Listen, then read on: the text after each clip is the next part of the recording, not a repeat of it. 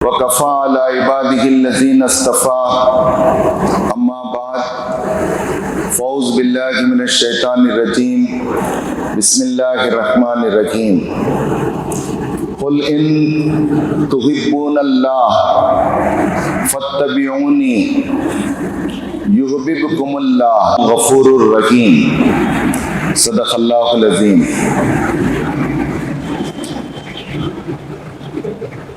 آج 5 ستمبر 2025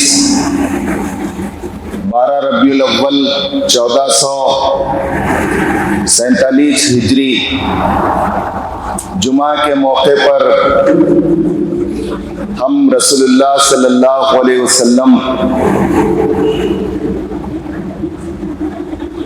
کے پیدائش کے اس ربیع الاول کے مہینے سے ہم گزر رہے ہیں۔ آج مسجد الہی بیدر میں جمعہ کے موقع پر ہم سب جمع ہیں۔ میں پیارے نبی صلی اللہ علیہ وسلم سے متعلق اور سیرت النبی صلی اللہ علیہ وسلم سے متعلق چند باتیں رکھوں گا۔ محترم برادران اسلام، ہم جس ملک میں رہتے ہیں اس ملک میں 25 کروڑ مسلمان ہیں، اور یہ اتنی بڑی آبادی 25 کروڑ مسلمانوں کی حضرت محمد صلی اللہ علیہ وسلم کو اللہ کا رسول مانتی ہے، ان پر ایمان رکھتی ہے اور ان سے بے انتہا عقیدت و محبت رکھتی ہے، اور کوئی ان کے متعلق ذرا بھی گستاخی کرے تو اسے وہ برداشت نہیں کرتی۔ رسول اللہ صلی اللہ علیہ وسلم کے نام پر وہ قربان ہونے اور مر مٹنے کے لیے تیار ہے۔ الحمدللہ ثم الحمدللہ۔ اس کا ایک اور پہلو یہ ہے کہ اتنی بڑی آبادی حضرت محمد صلی اللہ علیہ وسلم کو اللہ کا سچا آخری رسول، ہادی و رہبر، رول ماڈل، اسوہ حسنہ جب مانتی ہے تو یہاں کی جو وطن عزیز کی اکثریت ہے، جو تقریباً 115 کروڑ کی آبادی ہے، جو غیر مسلم ہمارے بھائی بہنیں ہیں، کیا انہیں محمد صلی اللہ علیہ وسلم کا تعارف حاصل ہونا چاہیے کہ نہیں؟ کیا انہیں محمد صلی اللہ علیہ وسلم کا تعارف ہمیں کرانا چاہیے کہ نہیں؟ ہمیں کرانا بھی چاہیے، انہیں بھی تعارف حاصل کرنا چاہیے۔ لیکن سوال یہ ہے، چونکہ محمد صلی اللہ علیہ وسلم کے متعلق ہم حامل رسول ہیں، آپ پر ایمان رکھتے ہیں، آپ کو اللہ کا رسول ہم گواہی دیتے ہیں، اور آپ کے متعلق قرآن مجید میں قرآن مجید خود آپ پر نازل ہوئی، ہم پڑھتے ہیں، آپ کی سیرت اور سنت اور احادیث سے ہم واقف ہیں، تو فرسٹ ہینڈ انفارمیشن اگر کسی کن ہے حضرت محمد صلی اللہ علیہ وسلم کے تعلق سے تو وہ مسلمانوں کن ہے۔ تو ظاہر ہے یہ فرسٹ ہینڈ انفارمیشن دینے والا ہی صحیح انفارمیشن دے سکتا ہے، صحیح تعارف کرا سکتا ہے۔ تو آئیے اس بڑی ذمہ داری کو ہم قبول کریں کہ اس ملک میں رہتے ہوئے حضور صلی اللہ علیہ وسلم پر ایمان کی گواہی دیتے ہوئے، اشہد ان محمد الرسول اللہ سنتے اور بولتے ہوئے انشاءاللہ ہم یہاں کی اکثریت کے سامنے حضرت محمد صلی اللہ علیہ وسلم کا تعارف کرائیں گے۔ بھائیوں، اس ملک میں رسالت کا تعارف، نبوت کا تعارف اور خاص طور سے حضرت محمد صلی اللہ علیہ وسلم کا تعارف کرانا عین اللہ کا تعارف ہے، عین توحید کی دعوت ہے۔ عین اسلام کی دعوت ہے، عین آخرت کی دعوت ہے۔ آپ کہیں گے کیسا؟ یہ بات ظاہر ہے کہ حضور صلی اللہ علیہ وسلم کے ذریعے سے اللہ تعالیٰ نے اپنا تعارف کرایا۔ اللہ کون ہے؟ اس کی کوئی اولاد نہیں ہے، وہ پہلے سے ہے، وہ آخر تک رہے گا، وہ کسی سے پیدا نہیں ہوا ہے، وہ سمجھ گئے، سب اس پر ڈیپینڈ ہیں، اور وہ کسی پر ڈیپینڈ نہیں ہے، وہ انڈیپینڈنٹ ہے۔ سورہ اخلاص میں ہے یہ بات، اور پوری قرآن میں ہے۔ تو اللہ کے رسول صلی اللہ علیہ وسلم نے اللہ کا تعارف جیسے کرایا ہے ویسے ہمیں بھی وہ تعارف رکھنا چاہیے، اور اسی اللہ جل جلالہ کا تعارف، اللہ تعالیٰ کا تعارف بندگان خدا کے سامنے کرانا چاہیے۔ اس لیے پھر ہم واپس آتے ہیں، ایمان لانا پڑے گا محمد صلی اللہ علیہ وسلم پر، اور وہ اللہ کا تعارف جیسے کرا رکھے گئے اس بات کو سچا ماننا پڑے گا۔ اسی طرح آخرت کو نہ ہم دیکھے ہیں نہ کوئی دیکھا ہے۔ کوئی مرنے کے بعد کیا واپس آیا ہے اور آ کر بتایا ہے کہ مرنے کے بعد قبر میں ایسا ہوا، برزخ میں ایسا ہوا، پھر وہاں پر ایسا میرے ساتھ معاملہ ہوا؟ کوئی نہیں آیا اور نہ کوئی آئے گا، یہ ایک حقیقت ہے۔ تو اللہ کے رسول موت کے بعد کی زندگی، آخرت کی زندگی، جنت اور جہنم کو کا جو تعارف کراتے ہیں، وہ تعارف بھی انہیں اللہ تعالیٰ نے وحی کے ذریعے دیا ہے، وہ تعارف بھی اللہ تعالیٰ نے معراج کے سفر کے ذریعے دیا ہے، وہ تعارف بھی اللہ تعالیٰ نے آپ کو کرایا ہے، اور آپ کی زبان سے جو آخرت کا تعارف آ رہا ہے وہی واضح آخرت ہے، وہی جزا و سزا کا صحیح تصور ہے، وہی مکافات عمل ہے، ویسی ہی جنت ہے جیسے آپ پیش کر رکھے گئے، ویسی ہی جہنم ہے جیسے جس کا تعارف آپ کرا رکھے گئے۔ پھر بات آتی ہے، اس لیے محمد صلی اللہ علیہ وسلم کو ماننا پڑے گا۔ اب رہا اسلام، اسلام کے 3 بنیادیں ہیں، توحید، رسالت، آخرت۔ اس لیے رسالت کو پہلے ماننا پڑے گا۔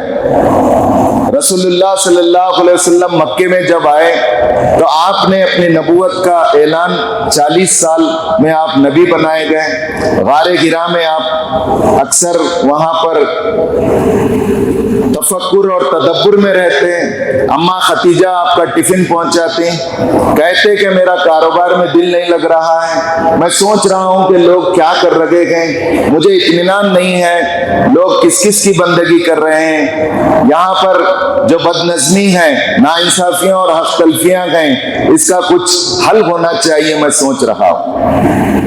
ہر کمزور طاقتور کو دباتا ہے، ہر بڑا قافلہ چھوٹے قافلے کو لوٹ لیتا ہے، عورتوں پر ظلم ہے، بچیوں کو زندہ درگور کیا جاتا ہے۔ میں اس معاشرے سے بیزار ہوں، اس معاشرے کی اصلاح ہونا چاہیے، لیکن ابھی وہی نہیں آئی ہے۔ لیکن آپ سوچ رہے ہیں، آپ نے حلف الفضول بنایا چند نوجوانوں کو لے کر نبوت سے پہلے۔ حلف الفضول کے معنی ہے عربی میں حقداروں کو حق لوٹائیں گے، اور 4 چیزوں پر نوجوانوں کو لے کر عہد کیا کہ جو مسافر آئے گا اس کی حفاظت کریں گے، کمزور کا حق لوٹائیں گے، اور جو دبا کر رکھے گئے ہیں مظلوم کی مدد کریں گے۔ یہ سب تیار ہوئے۔ تو آپ کی جو صالح فکر تھی، آپ کی جو اصلاح کی سوچ تھی، آپ جو برائیوں پر اڑتے اور سوچتے تھے، وہ کوالٹیز آپ کی بچپن سے اللہ تعالیٰ آپ کی تربیت کر رہا تھا، آپ کی نگرانی کر رہا تھا، اور آپ کو پروموٹ کر رہا تھا۔ لیکن آپ کو نبی بنائے جانے سے پہلے 1 منٹ پہلے بھی یہ معلوم نہیں تھا کہ آپ اللہ کے رسول بنائے جانے والے۔ یہاں میں یہ بات رکھنا چاہوں گا اس وضاحت کے بعد کہ اللہ کے رسول کا تعارف ہندوستان میں بہت حکمت اور محبت کے ساتھ کرانا ہوگا۔ ایک مثبت پہلو تو یہ ہے کہ ہمارے ملک میں ایک بڑی کمزوری بولیے یا مثبت پہلو بولیے، یہاں کرشماتی شخصیات سے بہت جلدی متاثر ہوتے ہیں۔ تاریخ کے موڑ پر کسی طبقے میں کوئی ریفارمر پیدا ہوا، اس نے اصلاح کی، ان کے لیے کچھ حق دلایا، ناانصافیاں ہو رہی تھیں اس کے متعلق لڑا، لکھا، بولا، اور وہ طبقہ اس کی جینتیاں مناتا ہے، ان کو اپنا ہیرو مانتا ہے، اپنا گرو مانتا ہے، بلکہ ان کو خدا کا اوتار سمجھتا ہے، بعض تو خدا مانتے ہیں۔ لیکن ان سب میں اور رسول میں بہت بنیادی فرق ہے۔ رسول نہ تیاری کرتے ہیں، نہ کوئی تپسیا کرتے ہیں، نہ محنت اور مشقت کر کے لکھتے پڑھتے ہیں، نہ لیڈر جیسا تیاری کر کے ایک عمر تک، ایک مرحلے تک ان سماج میں اپنا پروجیکشن لاتا ہے، وہ نہیں کرتے۔ رسول نہ خدا ہوتے ہیں، نہ خدا کے اوتار ہوتے ہیں۔ رسول انسانوں میں سے، سورہ یونس میں اللہ تعالیٰ کہتے ہیں تم ہی میں سے ہم نے ایک رسول بھیجا ہے۔ جب لوگ اعتراض کریں یہ رسول کیسا ہے، اس کے پیچھے اگر یہ اللہ کا رسول ہے تو اردلی میں آگے پولیس ہونا چاہیے، ہٹو بڑو کے نعرے لگنا چاہیے، کوئی چھتریاں لے کر پھرنا چاہیے، اس کی حفاظت کے لیے پروٹوکول ہونا چاہیے۔ یہ رسول تو بالکل ہمارے درمیان کا ہے اور کہہ رہا ہے کہ اللہ کا رسول ہے۔ تو اللہ تعالیٰ نے چٹکی لی اور کہا کہ اگر میں انسانوں میں سے رسول نہیں بناتا تو کل تم یہی کہتے کہ یہ تو انسان نہیں ہے، یہ تو فرشتہ ہے۔ فرشتہ جو چیز پر عمل کرتا ہے ہم انسان کیسے عمل کریں؟ اس کی پریکٹیکل لائف ہمارے لیے نمونہ کیسے ہو سکتی ہے؟ تو رسول پر ایمان رکھنا گویا اللہ پر ایمان ہے۔ رسول پر ایمان، رسول کی دعوت دینا اللہ کی دعوت دینا ہے، اسلام کی دعوت دینا ہے، جنت کی دعوت دینا ہے، آخرت کی دعوت دینا ہے۔ یہاں میں جو بات کہنا چاہ رہا ہوں، ہندوستان میں کرشماتی شخصیات سے بہت جلدی یہاں کے لوگ متاثر ہوئے اور نتیجے میں ہر طبقے کا ایک گروہ ہے۔ اب آپ 25 کروڑ کی تعداد میں مسلمان ہیں، وہ شاید حضرت محمد صلی اللہ علیہ وسلم کو اس نظر سے دیکھتے ہیں، کہیں نہ کہیں یہ بات ان کے دل میں ہے اور علم میں ہے کہ دوسروں کا جیسا گروہ ہے یہ محمد صاحب مسلمانوں کے گروہ ہیں، اور شاید مسلمان ان کی پوجا پرستش کرتے ہیں۔ جیسا ہمارے پاس بھگوان کے اوتار ہیں، ہو سکتا ہے یہ بھگوان کے اوتار ہوں جن کو مسلمان مانتے ہیں۔ نہیں، زمینی یہ جوہری فرق ہے ایک رسول اور غیر رسول میں۔ رسول کو ایک منٹ پہلے یہ نہیں معلوم ہوتا کہ وہ اللہ کا رسول بنایا جانے والا ہے۔ اسی لیے تو 40 سال کی عمر میں غار حرا میں جب حضرت جبریل امین اپنے پوری اصلی حالت میں آئے 600 سے زیادہ پروں کے ساتھ اور پورے غار حرا کو منور کر دیا اور آسمان پر ایسے چھا گئے، دیکھ کر گھبرا گئے، جاڑا بخار آ گیا، غار چھوڑ کر گھر آئے اور آ کر کہا زملونی زملونی، مجھے اڑا دو، اے ختیجہ مجھے اڑا دو، مجھے میری جان کا ڈر ہے۔ اماں ختیجہ نے اڑایا، سمجھایا اور کہا کہ اے میرے سرتاج، اے میرے شوہر نامدار، آپ نا امید نہ ہو، اللہ آپ کو ہرگز ضائع نہیں کرے گا۔ آپ بیواؤں کا ساتھ دیتے ہیں، آپ ضرورت مندوں کی مدد کرتے ہیں، آپ حقداروں کا حق لوٹاتے ہیں، اس سماج کو آپ کی ضرورت ہے، اللہ آپ کو ضائع نہیں کرے گا۔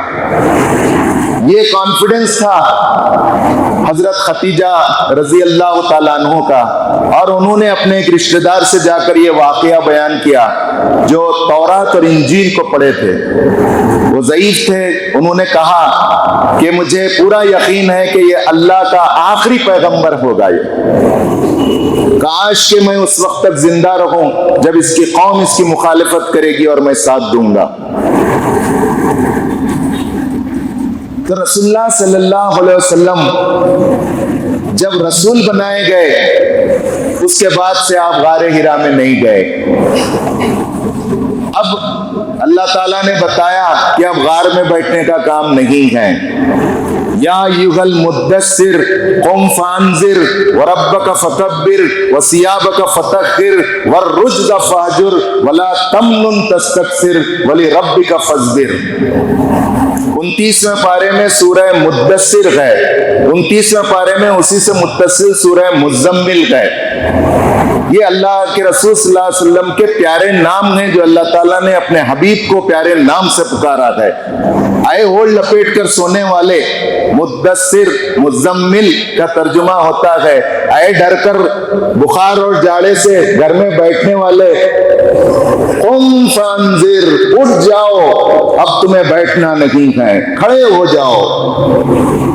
खड़े होकर क्या करो? फांजिर, माशरे को बुरे अंजाम से डराओ, बुराई करने वालों को बुरे अंजाम से डराओ। फरब्बक फकब्बिर, जहां 360 खुदाओं की बड़ाई की पूजा हो रही है वहां एक अल्लाह की बड़ाई का ऐलान करो। 360 क्यों कहा जाता है? साल में 360 दिन होते हैं, तो वहां पर हर दिन का एक खुदा था, तो कहा गया फरब्बक फकब्बिर, उन 360 खुदाओं के दरमियान तुम अल्लाह की बड़ाई का ऐलान करो। वसियाबक फतहिर, अपने कपड़ों को पाक रखो। कपड़ों से मुराद मुफस्सिरीन ने लिया है कि अपनी शख्सियत 40 साल तक जैसी थी, अल्लाह ने उसका तहफ़्फ़ुज़ किया, एक खास अंदाज से आपकी परवरिश की, आपकी हिफाजत की। आप अपने दाग और दामन को बिल्कुल बेदाग रखो। वरुज्ज फहजुर, अगर कोई उलझ जाए तो उससे दूर रहो। वला तमनुन तस्तक्सिर, किसी को देकर एहसान न जताओ, या दियो और एहसान जताने के लिए दियो, ऐसा न करो। वली रब्बिका फस्बिर, और सुन लो कि जब तुम ये ऐलान करोगे तो कोई लाकर आपको फूल नहीं पिनाएगा, कोई आपका इस्तकबाल नहीं करेगा, बल्कि मुश्किलात और आजमाइशें आएंगी, और आए पहले ही अल्लाह ताला ने कह दिया कि तुम उस पर साबित कदम रहो। मोहतरम हज़रात, मैं यहाँ आपसे इस वजाहत के बाद एक सवाल उठाता हूँ। लोग मामूली अपने तबक़ात पर तारीख के किसी मरहले में एक जुज़वी तब्दीली लाए हैं। अम्बेडकर जी ने तब्दीली लाई, बसवेश्वर जी ने तब्दीली लाई, और बहुत से लोगों ने तब्दीली लाई। उन्होंने समाज में अच्छा काम किया। क्या रसूलुल्लाह सल्लल्लाहु अलैहि वसल्लम का तारुफ हो जाए जिन्होंने कुल्ली तब्दीली लाई, लोगों के सोच को बदला, उनके अकीदे को बदला, उनके पसंद और नापसंद को बदला, उनके जाविये नजर को बदला, उनके सोचने के अंदाज को बदला, उनके अकायद को बदल दिया, उनके बंच ऑफ थॉट्स को बदल दिया, उनके थॉट प्रोसेस को चेंज कर दिया। अंदर से बदला, बाहर से बदला, फर्द को बदला, पूरे माशरे को बदला, पूरे स्टेट को बदल दिया। और ये सिर्फ 23 साल में हुआ। पूरी इंसानी तारीख में इतनी खलील मुद्दत में किसी को इतनी बड़ी तब्दीली हासिल नहीं हो सकी जो हजरत मोहम्मद सल्लल्लाहु अलैहि वसल्लम के जरिए हासिल हुई। 40 साल में नबी बनाए गए, 13 साल मक्के में रहे, फिर उसके बाद 13 साल मक्के में रहे और 10 साल मदीने में रहे, 63 साल, और उसमें 23 साल नबूवत की जिंदगी। 1000 से कम लोगों की जाने गई हैं। इतने गज़वात हुए, इतने सराय हुए, सुलह हुआ, टकराव हुई, सबको मिलाते हैं 23 साल में तो लेस देन 1000 है ऐसा ब्लडलेस रिवॉल्यूशन। और जो भी जंगें हैं वो थोपी गई। कभी भी अल्लाह के रसूल ने इक़दाम नहीं किया जंगी खत्म। आप पर, आपके सामने रुकावटें लाई गई, आप पर इस्लाम पर चलना मुश्किल कर दिया गया। न نبوت کا اعلان اور اس سے کے لیے پریشرائز کیا گیا تو آپ نے کہا کہ میرے ایک ہاتھ میں چاند اور دوسرے ہاتھ میں سورج بھی لا کے رکھ دیں۔ ابو طالب جو چچا تھے، ایمان نہیں لائے تھے، سرداران مکہ نے آ کر کہا پانی سر سے اونچا ہو گیا ہے، اپنے بھتیجے کو روکو ورنہ ہمارے حوالے کرو۔ اندر آئے، آ کر بغل اٹھایا، کہا کہ بیٹا مجھ پر اتنا بوجھ نہ ڈالو کہ میں سہار نہ سکوں، رک جاؤ کیونکہ لوگ آ گئے ہیں۔ اس موقع پر کہا تھا اے چچا جان، اگر میرے ایک ہاتھ میں چاند اور ایک ہاتھ میں سورج جو دنیا میں کسی کے لیے ممکن نہیں ہے، ان ناممکنات کو ممکن بھی بنا لے، تب بھی محمد اس کام سے رکنے والا نہیں ہے۔ اس کام کے کرتے کرتے محمد کی جان چلی جائے یا یہ کام کرتے کرتے یہ کام محمد کے سامنے پورا ہو جائے۔ وہ کام کیا تھا؟ نور توحید کا اتمام تھا۔ ہر کس و ناقص کے سامنے، چھوٹے بڑے کے سامنے، مشرق اور مغرب میں چاروں طرف اللہ کے نور سے پورا معاشرے کو متعارف کرانا تھا، اور وہ کام صرف 23 سال میں مکمل ہوا۔ محترم حضرات، حضرت محمد صلی اللہ علیہ وسلم کے جو احسانات ہیں، بچیوں کو زندہ درگور کیا جاتا تھا۔ آپ نے کہا کہ بیٹی رحمت ہے، برکت ہے، عزت کا ذریعہ ہے، کل جنت میں میرے ساتھ رہے گا۔ کہا کہ جو بیوی کے ساتھ اچھا ہے اس کے اخلاق اچھے ہیں، سنو میں بیویوں کے ساتھ اچھا رہتا ہوں۔ کہا کہ بڑی بہن ماں کے برابر ہے، چھوٹی بہن بیٹی کی طرح ہے۔ کہا کہ خالہ کا مرتبہ ماں کے برابر ہے۔ کہا کہ ماں کے قدموں کے نیچے جنت ہے۔ بیٹی فاطمہ آتی تو کھڑے ہو جاتے، اٹھ کر ملتے، پیشانی کو بوسہ دیتے، دیر تک بیٹھتے۔ کیا ایسے سماج میں جہاں عورتیں جل رہی ہیں، کیا ایسے سماج میں جہاں بڑے طبقات کو شہریت سے روکنے کی کوشش کی جا رہی ہے۔ آج 7 کروڑ بہار میں ووٹر ہیں، آئندہ 2-3 مہینے میں وہاں الیکشن ہونے والا ہے، 65 کروڑ لوگوں کو ووٹ سے روکنے کی کوشش کی جا رہی ہے۔ کیا یہ حق تلفی نہیں؟ جہاں بازاروں میں انسان بکائے جاتے تھے، عورتوں کو بکایا جاتا تھا، ایک ایک عورت کے 10-10 ہسبینڈ ہوتے تھے اور ایک ایک مرد کے 10-10 20-20 بیویاں ہوتے تھے، جس عورت کو چاہتا وہ خرید کے لا سکتا تھا، وہاں پابندی لگا دی اور کہا کہ عورت کی عزت دی، کہا کہ یہ ایک مرد کے شیلٹر میں رہے۔ میں اپنی بات ختم کرتے ہوئے ایک حدیث اور ایک آیت سنا کر اپنی بات کو ختم کروں گا کہ ایسے رسول صلی اللہ علیہ وسلم جن پر پوری قرآن مجید نازل ہوئی، جن کے احادیث، ہم قرآن کو تو ہم پڑھتے ہیں اور دیکھتے ہیں، احادیث کے متعلق آپ معاف کیجئے گا، کیا ہم نے کبھی بخاری شریف پڑھا ہے؟ کیا مسلم شریف پڑھا ہے؟ وہ گھر میں تو رہتے ہی نہیں، ہم خرید کے لاتے نہیں، اس کی ضرورت محسوس نہیں کرتے۔ بزرگان دین نے، صحابہ کرام نے آپ کے ایک ایک بول کو جمع کیا اور سیغائے ستہ یعنی 7 صحیح کتابیں، قرآن کے بعد ہدایت کا سر چشمہ، یہ 6 کتابیں حدیث کے، بخاری، مسلم، ترمذی، نسائی، ابو داؤد، یہ کتابیں بھی سر چشمہ ہیں۔ پھر آپ نے کہا کہ آپ کی سیرت قیامت تک کے لیے اللہ تعالیٰ نے محفوظ کی ہے۔ یہ ایک حقیقت ہے کہ دنیا میں حضرت محمد صلی اللہ علیہ وسلم کیا پیدائش سے لے کر، بلکہ پیدائش سے پہلے تک، جب بی بی آمنہ کو آپ کا حمل ہوا تب سے لے کر آپ کے دنیا سے جانے تک ایک ایک منٹ کو اللہ تعالیٰ نے محفوظ کر دیا۔ ایسی حفاظت اور ایسی پرسنالٹی کی ہسٹری کا ریکارڈ دنیا میں کسی کا نہیں ہے، حتیٰ کہ کسی نبی کا بھی نہیں۔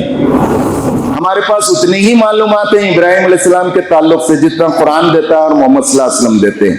ہم اتنا ہی موسیٰ علیہ السلام، عیسیٰ علیہ السلام کے تعلق سے جانتے ہیں جتنا قرآن بتاتا ہے اور محمد صلی اللہ علیہ وسلم بتاتے ہیں۔ لیکن حضور صلی اللہ علیہ وسلم کی زندگی کو، آپ کے کیریکٹر کو، آپ کے سیرت کو، ایک ایک لمحے کو، گھر کے اندر بیڈ روم کی زندگی، باقی وہ صفائی کی زندگی، بیویوں کے ساتھ کیسا رہتے تھے, بچوں کے ساتھ کیسا رہتے تھے, مسلمانوں کے ساتھ کیسا رہتے تھے, غیر مسلمین کے ساتھ کیسا رہتے تھے, ہر چیز ریکارڈ میں ہے. اسے کہتے ہیں سیرت. سیرت الگ ہے, حدیث الگ ہے. ہم قرآن جیسا پڑھتے ہیں, تبرکن حدیث بھی پڑھتے ہیں, لیکن سیرت کہاں پڑھے ہم؟ سیرت پڑھنے سے سیرت بنتی ہے. حضور صلی اللہ علیہ وسلم کی شخصیت کو جاننے سے ہماری شخصیت ابھرتی ہے, اور اسی کا نام ہے اسوہ حسنہ. میں ایک صحیح حدیث آپ کے سامنے رکھنا چاہتا ہوں, بڑی دلچسپ ہے, غور سے سنیے, یاد بھی ہو جائیں گی. آپ گھر میں بھی سنائیے, دوسروں کو بھی سنائیے. اس حدیث کے راوی ہیں حضرت جابر بن عبداللہ رضی اللہ تعالیٰ عنہ. یہ بخاری و مسلم کی حدیث ہے. وہ کہتے ہیں کہ رسول اللہ صلی اللہ علیہ وسلم خود کہتے ہیں کہ میرے پاس فرشتوں کی ایک جماعت آئی, میں سو رہا تھا.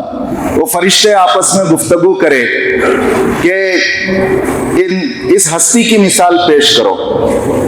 تو دوسری ٹیم نے کہا کہ یہ تو سو رہے ہیں. تو پہلی ٹیم نے کہا کہ ارے سونے سے کیا ہوتا ہے, آنکھ سو رہی ہے, دل بیدار ہے اور کان سن رہے ہیں. تو پھر پہلی ٹیم نے مثال پیش کی کہ آقا نے ایک گھر بنایا, اس کو خوب سجایا محل کو, اور اس کے اندر دسترخوان لگا دیا, اور ایک بلانے والے کو باہر محل سے بھیجا کہ بلاؤ لوگوں کو. جو اس بلانے والے کی بات کو سنا, دعوت کو قبول کیا اور گھر میں آیا, وہ دسترخوان پر بیٹھا, دسترخوان کی نعمتوں سے فائدہ اٹھایا. پھر فرشتے کہتے ہیں کہ مثال کو کھولو, ہم کو سمجھنے نہیں ہے. تو پھر دوسرے فرشتے کہتے ہیں یہ تو سو رہے ہیں. پھر کہا جاتا ہے کہ آنکھ سو رہی ہے, کان سن رہے ہیں, دل بیدار ہے, سمجھ رہا ہے. تو پھر دوسرے فرشتے سمجھاتے ہیں اس کا مطلب یہ ہے کہ آقا اللہ تعالیٰ ہے اور محل اسلام ہے. ایک حدیث میں, دو حدیثیں ملا کر میں مفہوم پیش کر رہا ہوں. ایک حدیث میں محل کو جنت کہا گیا ہے, ایک حدیث میں محل کو اسلام کہا گیا ہے, اور پھر دسترخوان کو جنت کی نعمتیں کہا گیا ہے. بلانے والے کون ہیں؟ یہ جو سو رہے ہیں, میرے محمد صلی اللہ علیہ وسلم ہیں. اور یہ گئے دائی کی حیثیت سے سب کو دعوت دیے, آؤ محل کی طرف, آقا بلا رہے ہیں. محل میں دسترخوان ہے, دسترخوان پر نعمتیں ہیں. جو بلانے والے کی بات سنا, اطاعت کی, محل میں آیا, دسترخوان پر بیٹھا, اسے جنت اور کامیابی ملے گی, اور اس سے آقا خوش ہوگا اور وہ اسلام کے اندر داخل ہوگا. اس حدیث کے آخر میں رسول اللہ صلی اللہ علیہ وسلم کہتے ہیں محمد فرقم بین الناس. محمد صلی اللہ علیہ وسلم کا تعارف ایک یہ ہے کہ یہ انسانوں میں فرق کرنے والے ہیں. حضور صلی اللہ علیہ وسلم کا آنا اس دنیا میں پوری انسانوں کا امتحان ہے. اس کا مطلب یہ نہیں ہے کہ فرق کرنے والے ہیں, بانٹنے والے ہیں. تو اس مطلب یہ نہیں ہے کہ جھگڑے لگانے والے ہیں, نہیں, بلکہ دو ہی گروپ ہوں گے. ماننے والا ایک گروہ ہوگا, نہیں ماننے والا دوسرا گروہ. اللہ کے رسول صلی اللہ علیہ وسلم, آپ کی لائی ہوئی قرآن, آپ کا لایا ہوا اسلام اور اللہ کا تعارف, آخرت کا تعارف, آپ کے اوپر جیسا وحی کی گئی ویسا ماننے والا ایک گروہ, اور دوسرا پورے بقیہ کتنے ہی ہزاروں گروہ ہوں گے, وہ سب ایک گروہ, ان کی جماعت ایک, یہ جماعت ایک. تو محمد صلی اللہ علیہ وسلم کا آنا کوئی معمولی واقعہ نہیں ہے, کوئی لوگوں کے لیے ہنسی مذاق اور ہلکا لینا نہیں ہے. یہ ہم کس طرح سمجھائیں گے اپنے غیر مسلم بھائیوں بہنوں کو؟ یہ ایک بہت بڑا چیلنج ہے.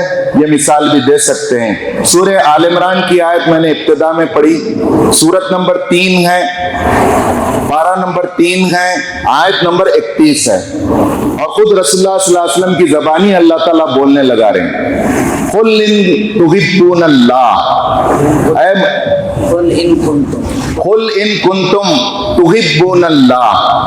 اے محمد صلی اللہ علیہ وسلم, آپ ان لوگوں سے کہہ دو, ان کنتم تحبون اللہ, اگر تم اللہ سے محبت کرنے کا دعویٰ کرتے ہو. لوگ تو پہلے سے اللہ کو مانتے تھے. اصل مسئلہ تو یہ تھا کہ عیسائیاں 600 سال سے عیسیٰ علیہ السلام کو مان رہے بلکہ گمراہ ہو گئے تھے. اس کے بعد رسول اللہ آئے, وہی تعلیم دیے, جہاں بدلے تھے وہ سب بتائے کہ صحیح یہ ہے, غلط یہ ہے.